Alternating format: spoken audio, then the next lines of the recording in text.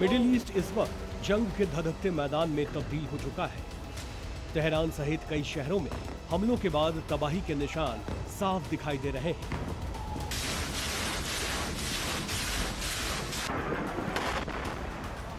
तेल डिपो जल रहे हैं, खार्ग आइलैंड सुलग रहा है, सैन्य ठिकानों को भारी नुकसान पहुंच रहा है।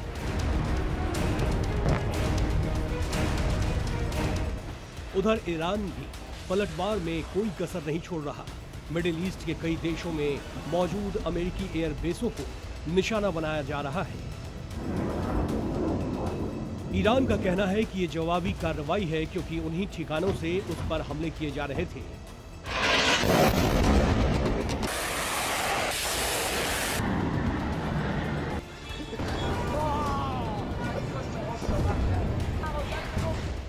इसी बीच अमेरिका ने हॉर्मुज को अपने कब्जे में लेने और खार्ग आइलैंड को तबाह करने का प्लान बना लिया है, जिसके बाद ईरान ने इस्लाम की दुहाई देते हुए मुस्लिम देशों से अमेरिका और इजराइल के खिलाफ जंग में समर्थन की मांग की है।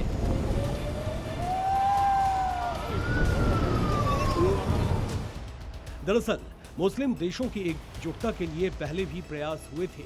इस्लामिक सहयोग संगठन जैसे मंच बनाए गए ताकि जरूरत के वक्त मुस्लिम देश एक दूसरे के साथ खड़े हो सकें। ईरान को भी उम्मीद थी कि अगर उस पर कभी हमला हुआ तो मुस्लिम देश उसका साथ देंगे, लेकिन मौजूदा जंग में तस्वीर बिल्कुल अलग नजर आई।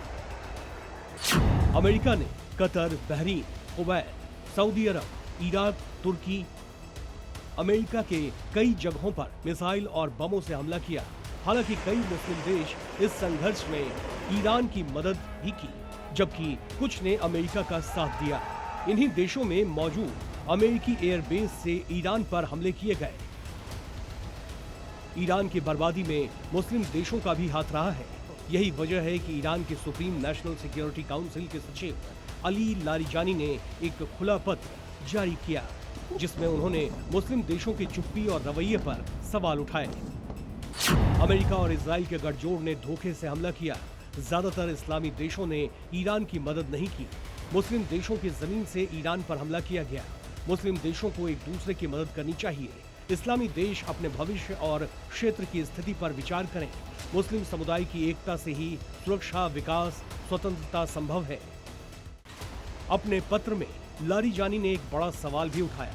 अगर एक मुसलमान दूसरे मुसलमान की पुकार का जवाब नहीं देता तो फिर वो किस तरह का इस्लाम है? हालांकि ईरान ने भी अपने पड़ोसी मुस्लिम देशों पर जमकर कहर बरपाया, मिसाइलों और ड्रोन से हमला किया, जबकि उसने दावा किया कि वो अपने पड़ोसियों पर हमला नहीं करेगा। साथ ही चेतावनी दी थी कि अगर ईरान पर कहीं से हमला होगा उसका जवाब दिया जाएगा, चाहे वो कोई भी देश हो। मिडिल ईस्ट की जंग अब सिर्फ सैन्य संघर्ष नहीं रही, ये राजनीतिक, धार्मिक और क्षेत्रीय समीकरणों की भी परीक्षा बन चुकी है।